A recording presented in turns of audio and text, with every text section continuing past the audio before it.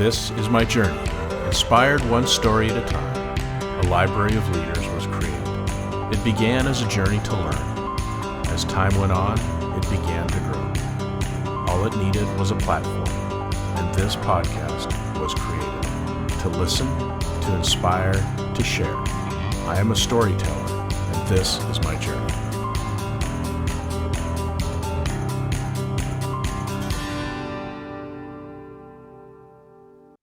Welcome to another episode of Profiles in Leadership. I'm your host, Steve Anderson, and today our guest is Martin Gonzalez, who is the creator of Google's Effective Founders Project, a global research program focused on decoding the factors that contribute to the success of startup founders.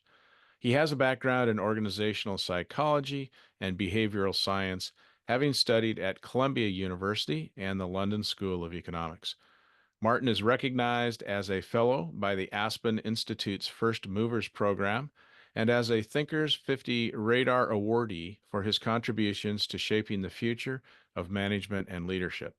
He frequently lectures at prestigious institutions such as Stanford, Wharton, and INSEAD, and advises leaders across various continents. So, Martin, welcome to the program. It's great to have you on today. Yeah, thank you so much for having me. Give us a little context. Your credentials are pretty impressive, and you've worked for some pretty big organizations that we're aware of. But just tell us a little bit about where you grew up, where you went to school, and kind of how you landed where you are now. Yeah. So I was born and raised in the Philippines. And for those of your listeners, I'm guessing many of your listeners are familiar or have colleagues from there, but it's a poor country out in Southeast Asia. And I had the good fortune of leaving about 15 years ago for school at Columbia. And I had a chance to move from being a product manager in the consumer goods space, and then thought, could I maybe turn what was then a passion project of doing leadership development and coaching and workshops for students, could I turn that into some kind of a profitable passion? And so going to Columbia, studying organizational psychology was my way of attempting at that. And somehow it's paid off. So I've been at Google for about 10 years now. And I like to talk about how I have a portfolio career with three different platforms, if you will. And the first one is my core work at Google, which is to support a lot of our AI research and engineering leaders on all their people and organizational challenges. That's the first one. The second one is I have spent what Google calls a 20% project, helping to build the Google Accelerator program, where we work with thousands of founders and startups from across the world, and I help them shape the curriculum around leadership and culture, which has led to this book that I know we'll talk about in a sec, called The Bonfire Moment.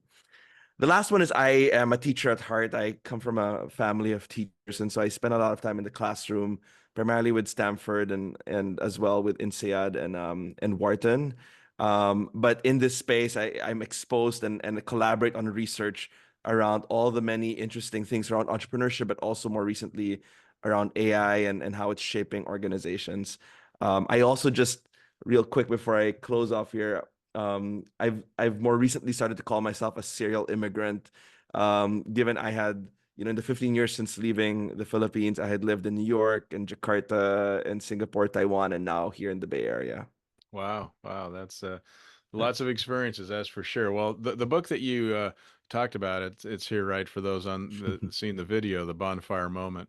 And it seemed like quite an undertaking that you and the co-author Josh Yellen put together. And it's a great book. I mean, you can just feel the passion in it. So a nice job on that. So right Thank you. away, right out of the gates, you talk about, leadership and running companies and what makes companies successful and whatever. And you use a quote um, by Bill Cogran. Am I saying his name right? Is that Yeah. right?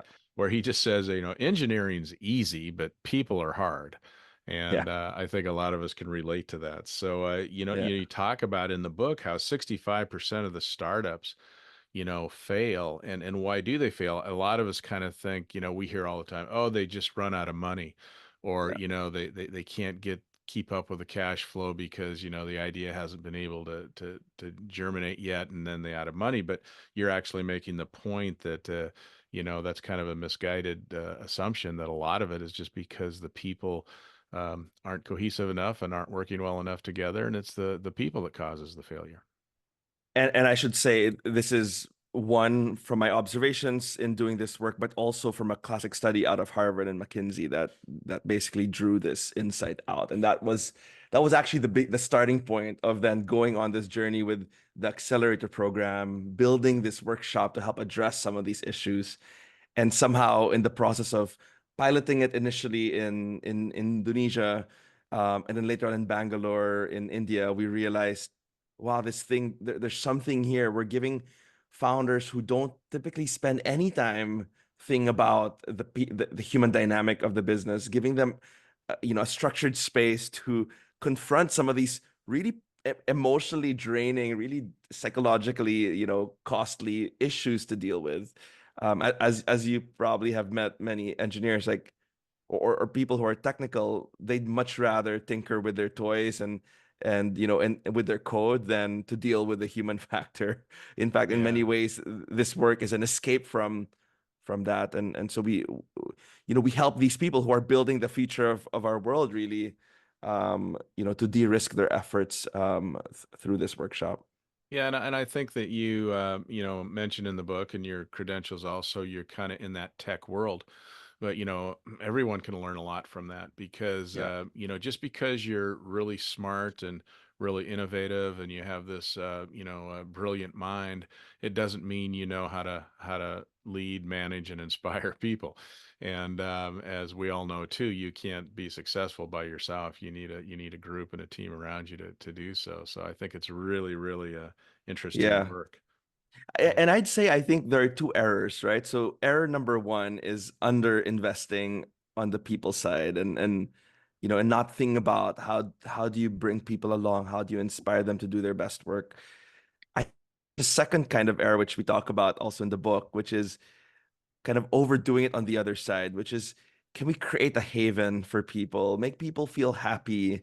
And we know that that's also not a tenable approach, because when you over index on happiness and you don't focus on performance, that's also a lopsided business, and you're not going to scale, you're not going to achieve the mission that you set out to achieve. So, and I think this is where the role of the leader is particularly complex, because you need to, in a day of finite hours, you need to allocate in a very savvy way between driving performance and achieving the mission, with investing in your people and building that right culture. And relating to that, you have a great case study, a story of a company called General Magic that really Yeah. did have the talent. So tell us what Yeah. happened to General Magic, and so what went wrong. so General Magic is a fascinating story. They are actually the precursors. This is where the smartphone is first invented. A bunch of people eventually leave this place and join Steve Jobs to then launch the iPhone. But General Magic was built to be this haven for engineers, where we kind of protected against the short-term demands of launching product, and gave people very long lead times with not a lot of pressure to deliver on product launch deadlines. They were maverick in that, so General Magic, their uh their logo is a top hat with a rabbit coming out, and part of the experience of being an employee there is you come in and there are rabbits roaming the space, as a way to trigger, as a way to kind of encourage this free creative thinking. Well, they launched their product to very and the critics were up in arms, because the product was glitchy, the battery didn't last long, things just weren't working so well, and in technology, the first iteration of anything will always have its flaws.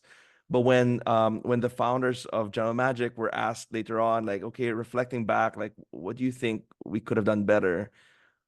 There's market timing, there's all these other things, but the one thing that they said was, we didn't have that kind of leadership that said we need to hit these timelines, and if not, these are the consequences. A lot of it was very laissez-faire, very much kind of, go as you wish. And they needed a bit of that discipline to really launch a really good product. And so while they created an amazing place for people to be happy and to thrive and attracted really brilliant people, collectively they had to unwind the operation because they didn't last long enough. It just a lot of times it's easy to use sports analogies, and it reminds me that I've said many times is that you put together a group of all-stars, and even though they're uber talented, they may not be a great team. Whereas if Yeah. you take a group of people who are really good at being team members, they can do exceptionally well. And so sometimes the well-oiled, well-working team can beat the all-star team any day just because they Yeah. work together better. So yeah, Yeah. Laszlo Bach, who built Google's people operations team, like he was one to say, um, an A players won't guarantee you an A team, and yeah, I agree wholeheartedly. yeah. It just shows the importance of leadership. So Yeah. tell us a little bit about, you mentioned the Google that you work at Google and they have this 20% of your time to Yeah. dream and innovate and whatever. So I don't know if everybody knows really what that is. So tell us what Yeah. that is and what you did with that 20% and Yeah. what are you doing now with that? There's this sense at Google that you bring together people who are, who are multifaceted and have many interests and many talents that they want to then offer to the company and to the world. And a single role doesn't quite satisfy that full, I guess, desire to do all of that. And so early on, and this is inspired actually by 3M, and many other tech companies prior to Google. They allowed engineers and employees, other employees. I'm not an engineer myself, to to spend a bit of time on passion projects that connect somehow to the business. At Google, some of the tools that you're using today are actually the result of this 20% project. Gmail is a very popular example. Google Chrome browser is another good example. And so for me, and to be clear, just for the record, like, Google will not reduce your core role down to 80%, so you could then, add on 20% of your time on something else. In many ways, because it's a passion project, you will still do your full job, and then on top of that, you'll put in late afternoons and evenings and weekends a bit more time on this 20% project. So for me, it was getting in touch with Josh, who was at that point in the leadership team of the accelerator program, and then realizing that as they were building the workshop or building the accelerator programs, for those who aren't familiar, is it's usually a 9 or 12 month experience that look for promising startups. In this case, in many countries around the world, for us, they look for promising startups and they put them through this boot camp type experience where they'll maybe come together 3 or 4 times in that time period. They will be exposed to mentors and workshops, and they will work on a specific product idea or a feature set, that then culminates in a demo day where they then share their progress. So in this accelerator program, they had all the components of, at that point, machine learning, which is now kind of becomes, AI, and design thinking, and marketing and sales, and all these really important topics. And there was nothing on people and culture. And I told Josh, okay, I want to volunteer. I want to help out. But while I used to be in the product world, I'm now in this world of people and culture. Like, can give me some time. Let me write up a proposal. And I found this study that we talked about early on, that 65% of startups failed because of people issues. And then I wrote up a simple proposal. Let's take how we know to grow leaders at Google, our best hypothesis, and try it out with these founders and see what happens. Josh gives me a very small budget. I fly to Jakarta. I gather about 20 entrepreneurs there, in our accelerator program, and I run this what was then a 2-day version of the workshop. it had components such as, and it was a very no frills workshop. It was things like, let's get people to reflect on how well they're showing up in their teams. Let's do some feedback gathering on them. We gathered them at some point in the workshop around a digital campfire where we had laptops and kind of a campfire video playing, and we invited them to reflect on all the insecurities of the journey. As you know, many of these founders are running, $1 million companies at this point, and they are in their 20s, and they generally don't know how to do this well. And so, insecurity is a big part of the journey. And so we invite them to reflect on that and talk about, what are some of the biggest insecurities you bring to the work, and how do you mask up to protect yourself through that. So it's experience like that that really get into the hardest parts of the journey. And they rated that workshop the most useful part of the accelerator. And mind you, like, there was a lot of amazing things happening across this accelerator program, but this rose to the top. And so we thought, okay, this must be an anomaly. Let's try it again. We tried it in Bangalore. Again, it was this, rated the most useful part of the accelerator. And what was funny about it is none of this is like the sexy topics of building the business. This Yeah. is actually the boring stuff.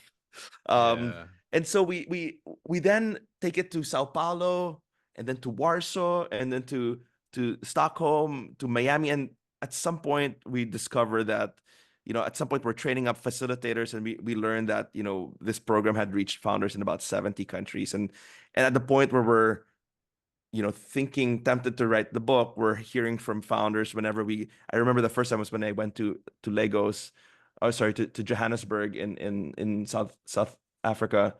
One of the founders says, "Where's the book that captures all that you've learned in running this all around the world?" And that was the start where I thought, okay, maybe we need to take this seriously and write it up into a book. And so you're right. That book is a labor of love.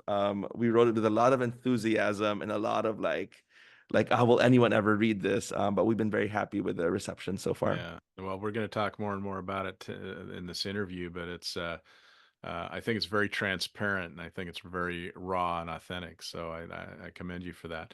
But getting back Thank to you. your leadership talk, it's just, what you just said is as a leadership coach, it always surprises me a little bit that the one thing that goes across every single business anywhere is leadership and working with people. Yet I would Yeah. argue until you get into graduate programs or until you get into big companies that invest in leadership development programs, it's not a commonly taught skill. Yeah.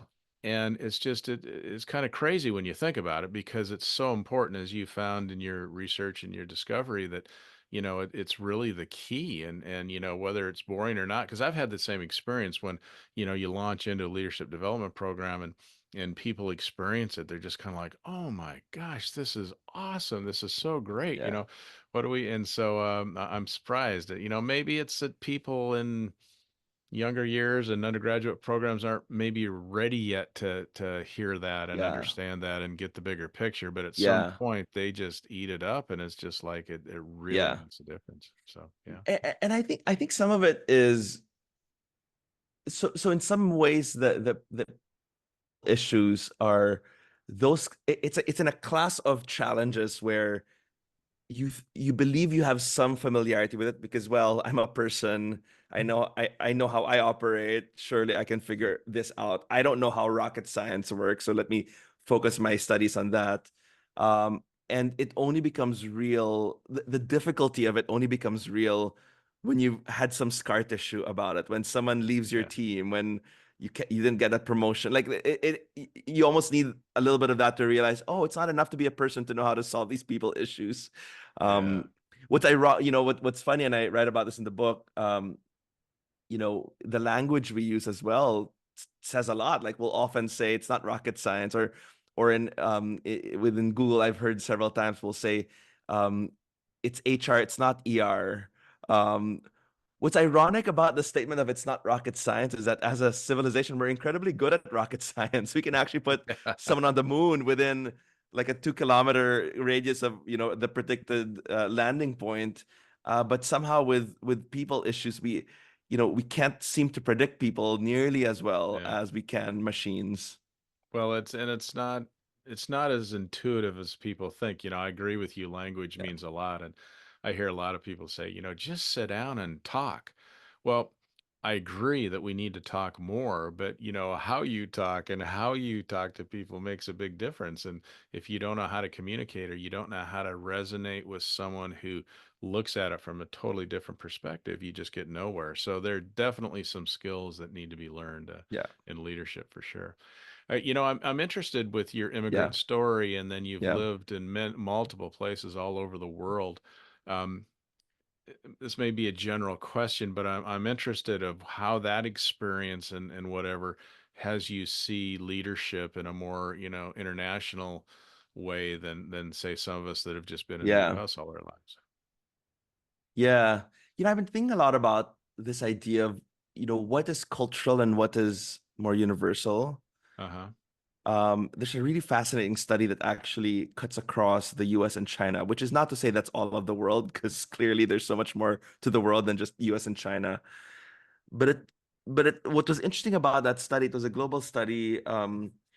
They looked at things that seemed very American. So things like, is having this kind of charisma and vision actually relevant? And what they found was that generally speaking, and we see this also in our data, generally speaking, non-US environments or more collectivist societies still actually value kind of this kind of charisma or this kind of, visionary leader, but it comes in a slightly different tone. So in the US, a lot of the charisma is attributed to a person's ability to speak and inspire.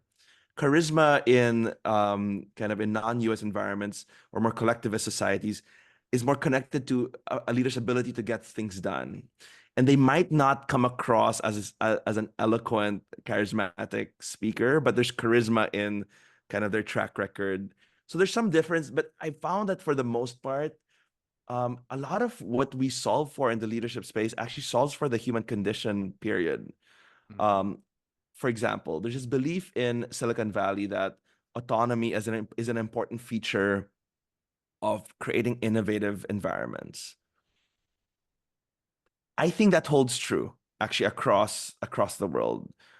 When you look at places that are deeply innovative, you will find that there is some amount of autonomy that is granted in those environments, and places where you need to be a lot more efficient in achieving commercial goals, then you have much stronger top-down leadership.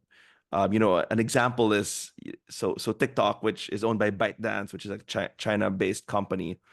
You'll often hear the founder talk about how TikTok was actually their equivalent of a 20% project. It came from some junior engineers who then kind of brought it up, and it's now this really important part of their business.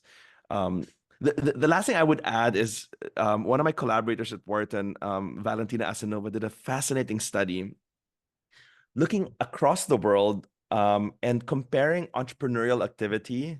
So, what are the chances that you would have many more businesses open per capita of the population versus this psychological trait called cultural openness and cultural closeness. So, cultural openness is this feature of a society where when someone deviates from the norm and they kind of do something different, are they celebrated, which is cultural openness, or are they ostracized and punished for it, which is cultural closeness? And what Mhm. she finds actually is that in societies where they have high amounts of cultural openness, it correlates quite significantly with entrepreneurial activity. That a lot more people are willing to build their businesses and create this entrepreneur culture as opposed to an employee culture when there's a lot more, cultural openness. And I think that's an interesting lesson for many parts of the world that actually want to be building these ecosystems of entrepreneurship, where again, back to this whole, there's certain things that are universal to the human condition. If you create an environment that we celebrate differences, that we celebrate the one that goes off and does something different, I think you'll see a lot more of an entrepreneurial culture in those societies. Yeah, yeah, that's really interesting. I also enjoy the in the book too is that if we embrace the theory that we learn from our failures even more than our successes. You do talk about some failures in that book, and the ones we think of are WeWork, Uber, Tinder. Mhm. Where they seem to be just, wow, this is a great innovative idea, and this is going to be wonderful. And those companies had their struggles. Yeah, that's right. And in the world of tech, it's so hard to call something an outright failure.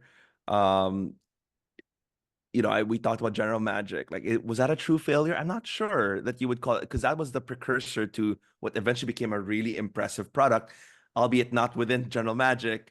There's another really cool part of computer science history called Xerox Spark. They're a research group in Palo Alto that was built by the Xerox company, the photocopying company, and that's where the personal computer is first invented in the late 70s, Mhm. early 80s. Xerox never commercialized it, as we know. It was Apple and Microsoft that commercialized it. Now, was that a failure? I think overall in society, I think I would say it's not, I wouldn't call it a failure. It was maybe a corporate failure for Xerox to not have capitalized on it. But I think that's kind of the cycle of technology, if you will. Like, I think big companies engender smaller companies, and all of that feeds this really amazing, environment that we have in the US where, innovation, just proliferates. Yeah, yeah, that's really interesting. So, explain a little bit about in the book, you describe it as a discretionary effort, and then you give it an acronym of GAS, which stands for give a shit. So, tell us a little bit about what you're trying to say in that part. Yeah. So discretionary effort is what organizational psychologists call these acts of going above and beyond. It's the difference between what you have to do to keep your job and what you want to do to have impact. And what we find in companies that are incredibly successful is that they understand the psychology behind how you unleash discretionary effort. How do you get people to really want to go above and beyond just the minimum requirements of the job? Um, if you want to get someone to just operate at the bare minimum, well, all you need to do is pay them and have a carrot and stick environment. When things go below your expectation, make sure you allocate blame or you allocate punishment or consequences. And when things go well, then maybe you might have some bonuses and all. When you start to move into the world of discretionary effort and you want to think about how do I get a group of people to really run as fast as they can towards this really big mission we have. Well, now you're starting to talk about a whole different set of factors you need to build into your company. It's things like, how do I talk about the mission in a way that really inspires the best talent to come and work on this mission? There's a belief in Silicon Valley that if you're working on the nth e-commerce company, which there are many of it, like, you will not stand a chance in hiring the best people out of college. But if you're going to build something that's truly novel, that's truly going to shape or fix some real world problems, then you get a chance at hiring some of the best people, because good people want to work on hard, meaningful problems. Mhm. Um, it's how do you create an environment where people feel valued, that they have the autonomy to kind of, you know um, do the work in the best way they believe the work needs to be done. Um, you know, in the book we talk about, and in our research in studying and putting some of the most effective entrepreneurs under a microscope, and comparing them to the ones that don't do nearly as well, we find this certain feature in them, which we've started to call treating people like volunteers. And the idea behind that idea is not to pay them like volunteers, to be clear. We want to pay people a fair wage, but to treat them like volunteers, which is, if you begin with the assumption that people have options and they can walk away anytime, and that money is not the main driver for why they're here, um, how would you treat them differently? And I think if you start with that assumption, you will find yourself treating people with a lot more, um, with a lot more respect and kindness, but also trying to light the fire in them and try to find, and this is why in some ways the best school of leadership actually, in my mind, there are two great schools of leadership. One is in volunteer organizations where you truly don't have a salary to give, and it rests solely on the mission and your ability to inspire them. But also in some ways, cult leaders are a great school of leadership because they also get very reasonable people to do fairly unreasonable things, and somehow they've understood the power of psychology in these organizations. Now, I don't encourage anyone to be a cult leader, to be clear. Yeah, for sure. People, don't be a cult Yeah, leader, yeah, but learn from them. I think there's a lot to be learned yeah, from that world. yeah. Very, very interesting.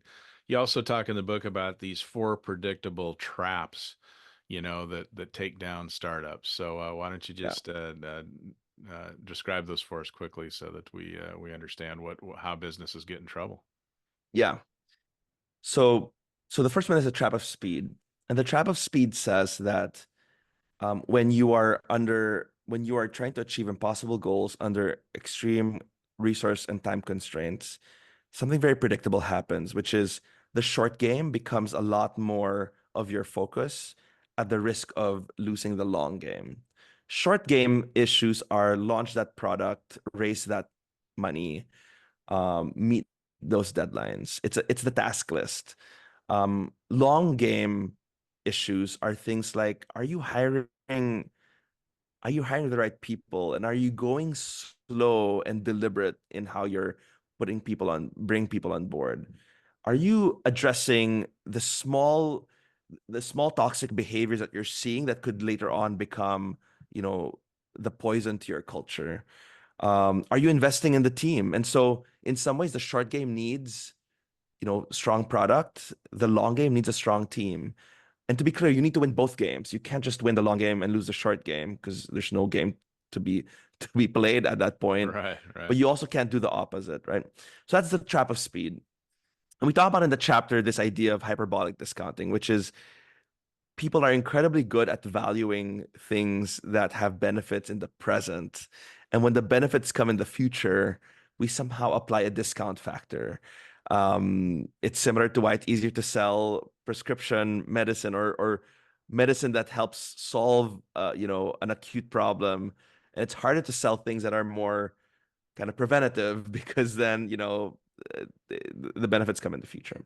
Yeah. That's the first, the trap of speed. The second was the trap of the inner circle. And one thing we've seen time and time again with entrepreneurs, but also with a lot of big company teams, is they will um they will build their company with friends and family. And that happens because it's the most expedient thing to do at the early stages where you only have an idea and, time, maybe not a lot of cash to hire people. It's your friends and family who trust you and want to go along with you. Well, we know from the research that friends and family are the most unstable forms of partnerships. Yeah. And so we tell people, like, if this is you, and a lot of people, they get shocked when they hear this statistic.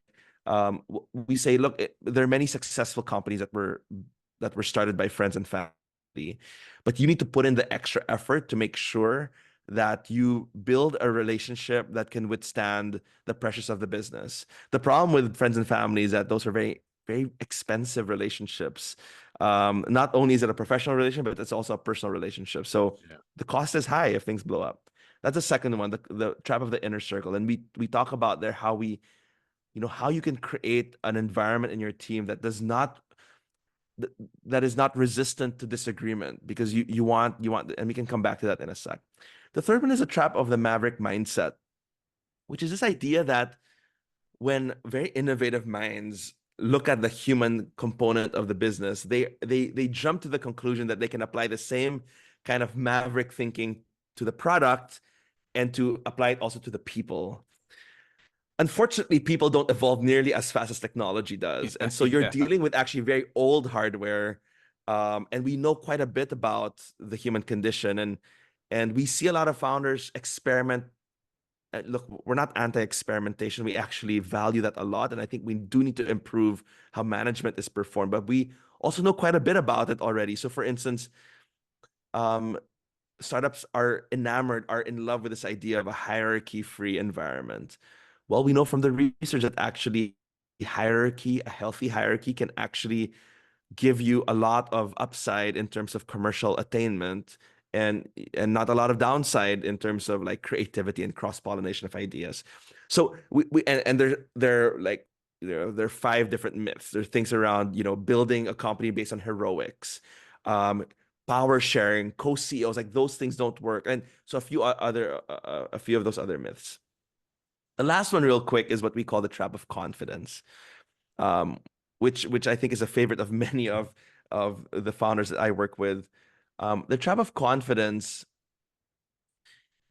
talks about how very early in the journey, overconfidence is almost required to get started. If founders knew exactly the true cost of what it would take to build the business, they would never begin. So you almost Right. need a kind of overconfidence to get started. And then we find that people tend to expect that confidence will grow over time. We find almost the opposite, which is as soon as you get started, there is this real dip in self-confidence. There's a lot of self-doubt that kicks in because at that point where you're realizing what it takes to actually build the business, what it takes to actually lead a company in a world-class way, you realize just how far you are from that. Now, many people will experience that self-doubt and think, wow, this is a signal of future failure. And we say instead, from the research that we've gathered, it seems to be more actually a signal of growth and that people should keep on going. We also cover in that chapter that overconfidence diffuses, and some people do over sustain. Some people sustain their overconfidence for long periods of time. Mhm. We know that beyond that early stage, overconfidence tends to be almost exclusively a liability for them. CEOs that are overconfident tend to overpay for acquisitions. They tend to have these, earnings surprises as a result of being. So we know that there is this kind of confident humility that exemplify the most effective leaders in our data set. Yeah, well, it brings, the overconfidence brings to mind the quote from Mike Tyson, the professional boxer, who basically said, "Everyone has a strategy until someone hits you in the face." And Yeah, then everything that's changes, right. So, yeah, and a Yeah, lot of these companies, especially in the tech world, they don't, always end up as they were perceived, as the vision of what that company would be changes over time yeah, just because of what happens. So I think that's really yeah. interesting. Now, being a non-tech person, I was really proud of myself because at the end of each chapter, you have this symbol. Now, the tech people probably laugh at me for saying this, but it's the letter T, L, semicolon, D, R. And I thought, what the heck is that? So I Googled it, and I learned that is too long to read. So if you just go to the end of the chapter, Yeah, you give out the problem, the evidence, and the solution pretty quickly, which yeah, I think is brilliant because some people really love the detail and get into it and whatever, and other people are like, give me the bottom line. What is it? So, uh, yeah. how did you come up with that structure for the Steven, book? you know, the irony of writing a book for entrepreneurs who don't have time to read books, Yeah. really kind of was ever present for me as we were writing the book. And so bottom lining and summarizing each chapter felt almost like a necessary thing. And TLDRs, which so it stands for too long, so semicolon, don't read. That's what the D stands for, don't read. Uh, Um, so then it's a common practice when you send us a long email in tech, you will actually, even before you say, Dear Steven, even before that, you'll put TLDR and in like one or two sentences exactly what the email is about. yeah. Yeah. So yeah, no, I thought it was necessary. Yeah. That's actually a great idea. So let's talk about this bonfire moment workshop because I think this is really intriguing and it totally makes sense. And so the structure of this is that you actually meet with these teams Yeah, for like a 2-day workshop, and you kind of go into these 4 blocks, which are face the hard truths is one, notice hidden dynamics is a second, drop the myths, and then resolve unspoken issues.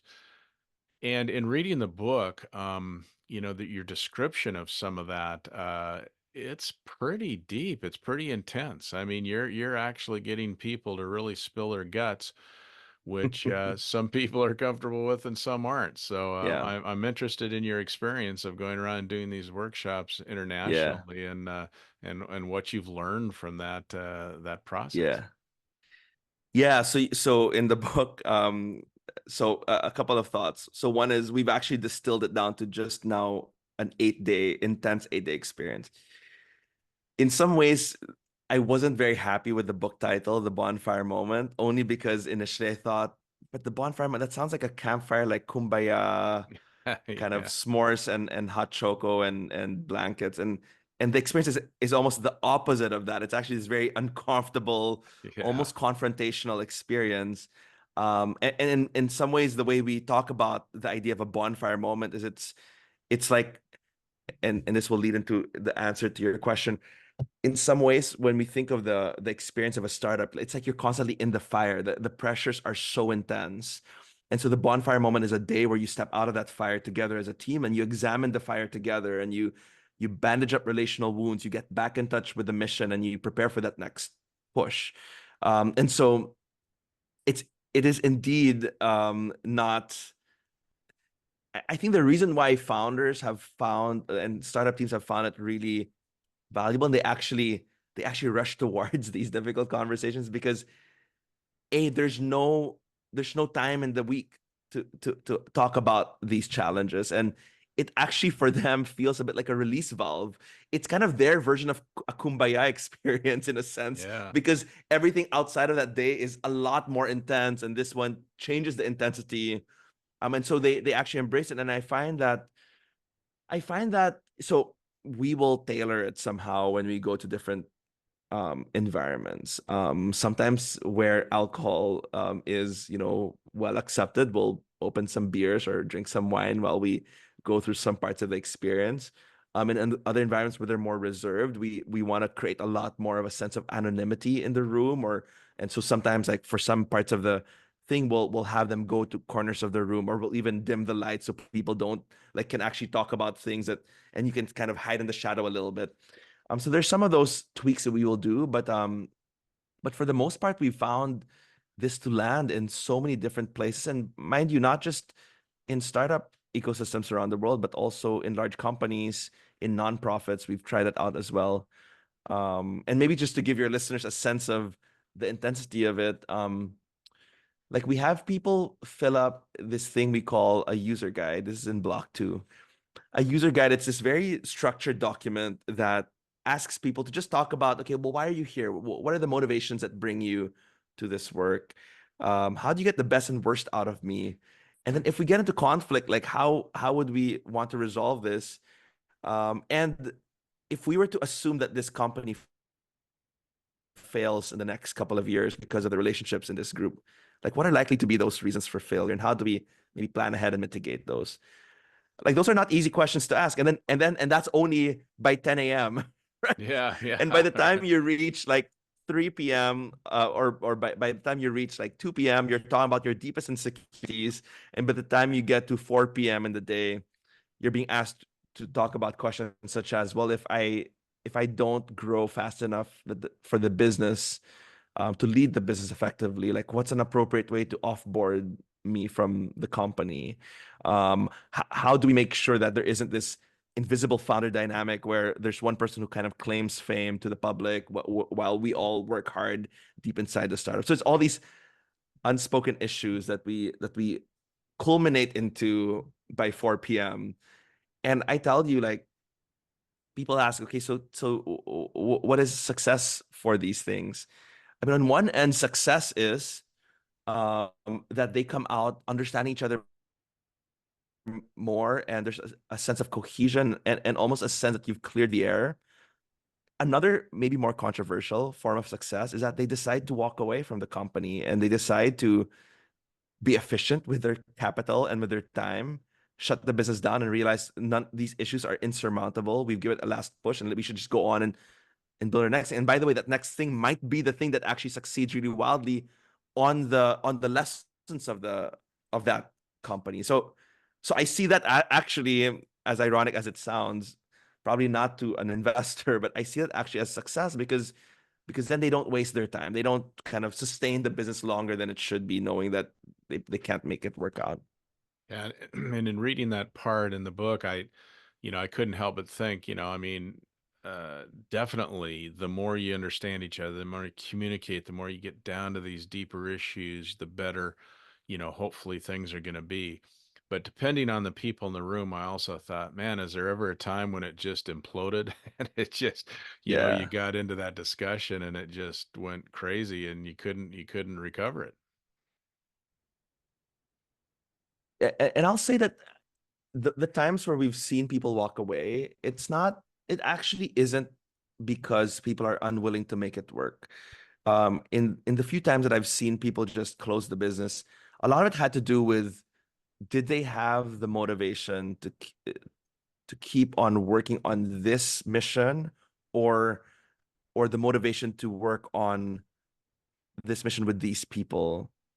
um and that becomes, so it seems to be much more motivational than it is skill based. I think Yeah. skills we can solve for. Motivation is a lot harder to manufacture in a team.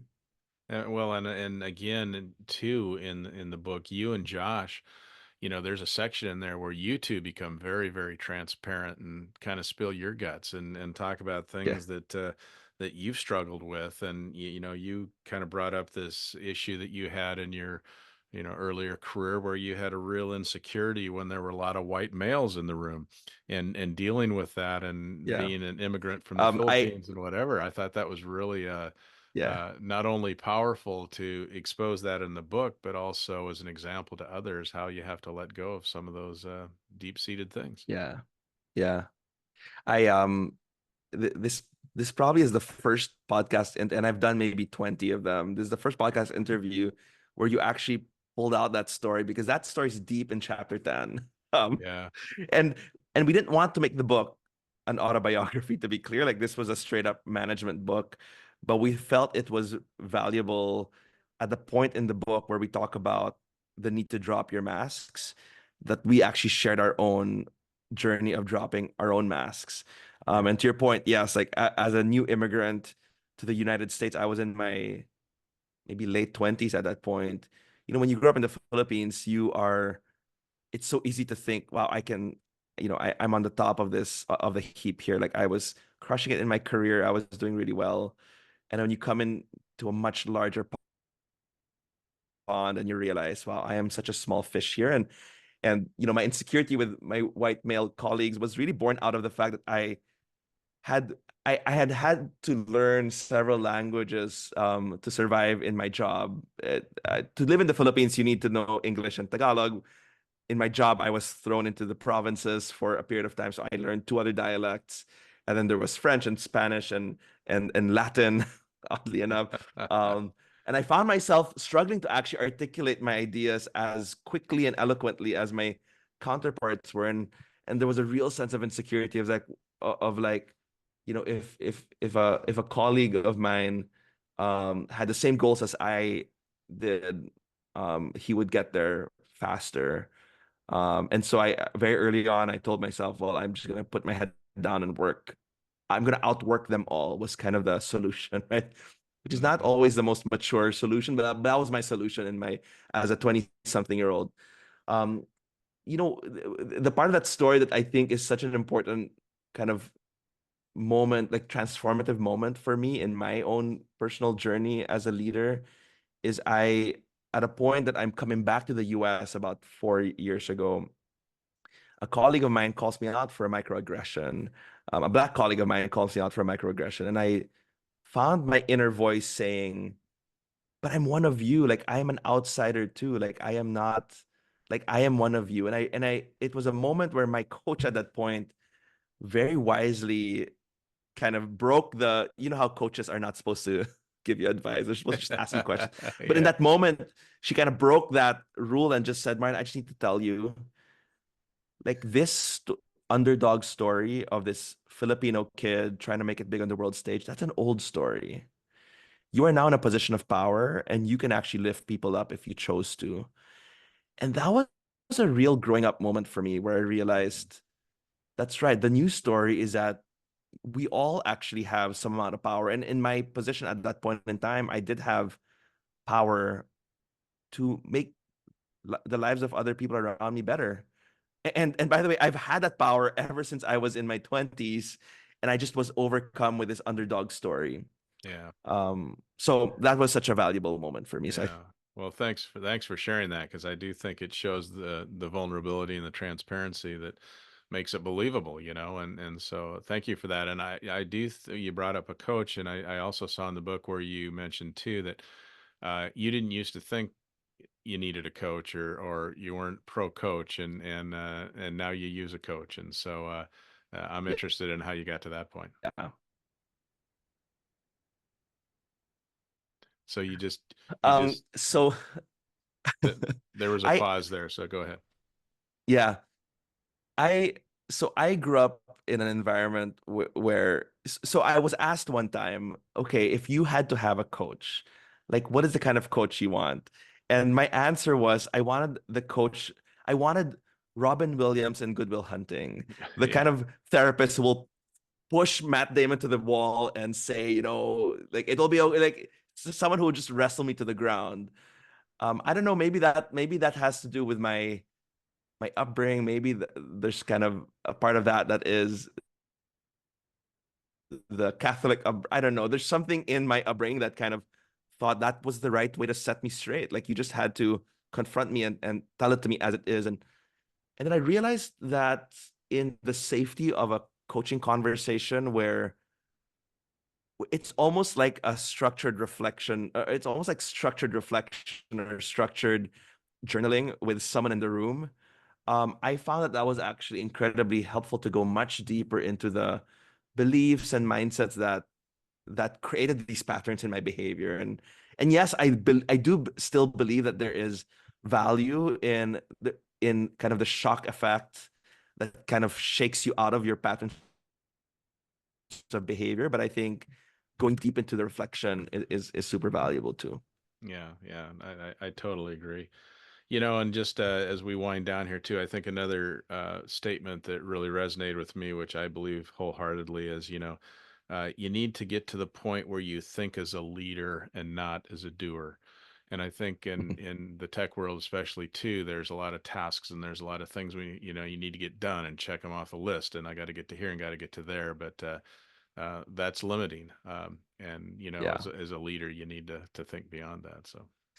Yeah, we as you can imagine, these 20-something-year-old founders, when we say, please attend this leadership program, they very quickly realized, um, I don't I don't think this is for me. I'm not a leader. I'm just an engineer that's Yeah. coding. And so a lot of my work with these, engineers, with these founders is to help them think of their role as less of being a chief bricklayer and being more of a chief architect. And how do you orchestrate all of that to build this beautiful house, right? And so that's been a big theme of my work with these entrepreneurs. Yeah. Well, Martin, is in anticipation of our discussion today, is there anything that I haven't asked you or we haven't covered that you want to make sure you get in the program today? I actually maybe would love to ask you a question around, how have you evolved your thing around supporting leaders through the years that you've done it? Because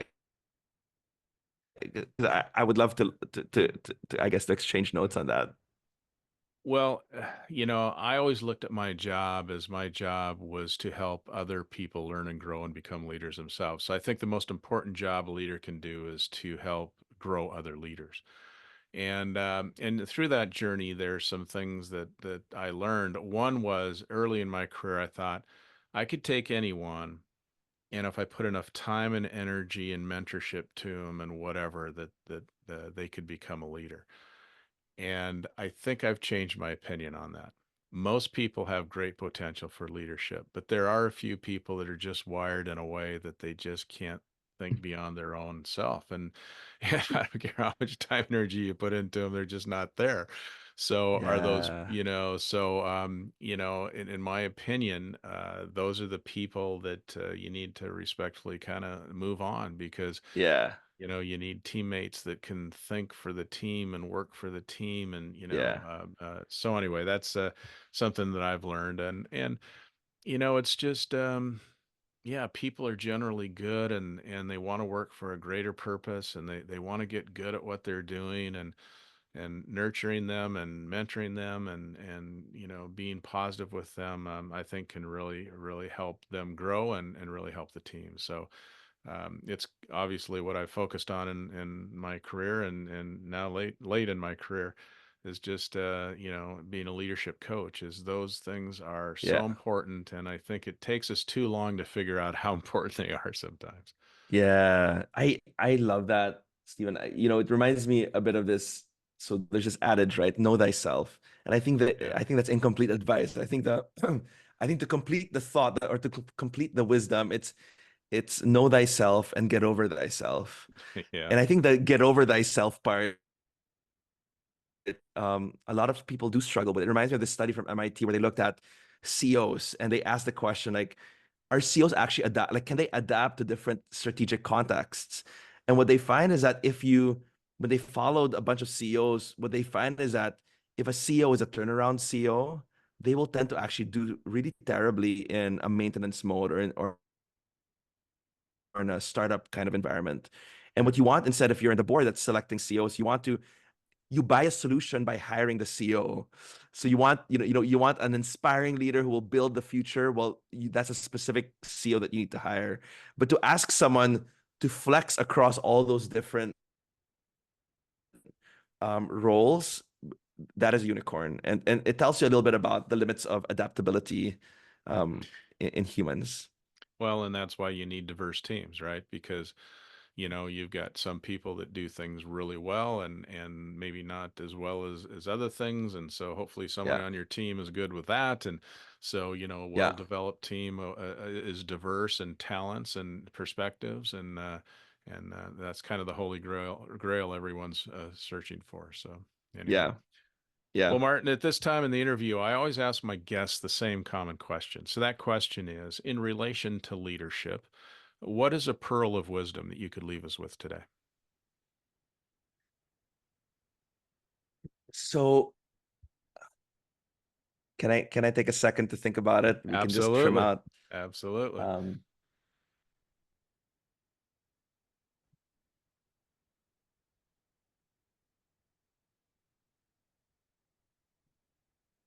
okay, I'm ready. Okay. I think in the space of building innovative environments, there's a romantic idea of how we might do this. It's things like let's have willingness to experiment and the psychological safety to talk about raw ideas before they're ready for prime time. Um, and I think a lot of leaders forget about the harder edge of innovation. And many times it's yes, while you need to have tolerance for failure, you also need to have intolerance for incompetence. While you want to create an environment of psychological safety, you need to have an environment of radical honesty. And this is inspired really by work by Gary Pisano of Harvard Business School, who wrote the book Constructive, um, Creative Construction, rather, where we should not forget that there is a hard edge to the innovation process that is so easy to forget about. Yeah, that is very well said, and I couldn't agree more with that. Well, Martin, this has been a real pleasure. Yeah. How's the book doing, by the way? I know that you've been on a bit of a Likewise. book tour, so is it going well for you? Yeah. Okay. We've been really happy with the reception. So it made the national bestseller list, the USA Today list. Yeah. We missed the New York Times list, which is near impossible to get anyway. But we're now Yeah. actually an international bestseller. We hit lists in several other countries, and so we've been very happy with the reception. And we know that we need to keep on going. Our goal is not to get on lists. Our goal is to get the word out as Yeah. far and wide as possible. Yeah. Well, great. I'm going to hold it up one more time here so people can see it. But it is a well-written book, well-researched, and well done. So congratulations on that. So thanks for your time Thank today, you, Martin. Stephen. It seems like you're doing great things. You definitely know what works, and trying to get it out to the masses is always the chore. So keep doing what you're doing. I appreciate your time, and hopefully we can meet up down the road sometime. That would be amazing. Thank you, Stephen. Okay, take care. Thank you for listening to another episode of Profiles in Leadership. To listen to all my interviews, subscribe to Profiles in Leadership with Steve Anderson on Apple Podcasts, iTunes, and many other popular podcast platforms. Some of these interviews are on video, and you can search YouTube for Profiles in Leadership with Steve Anderson. You can also access the entire library of interviews on my website, orange.coaching.com, and that is orangetheword.coaching.com, and go to the Media Center and click on Podcasts or Video Gallery. You can also enter the website from pilpodcast.com.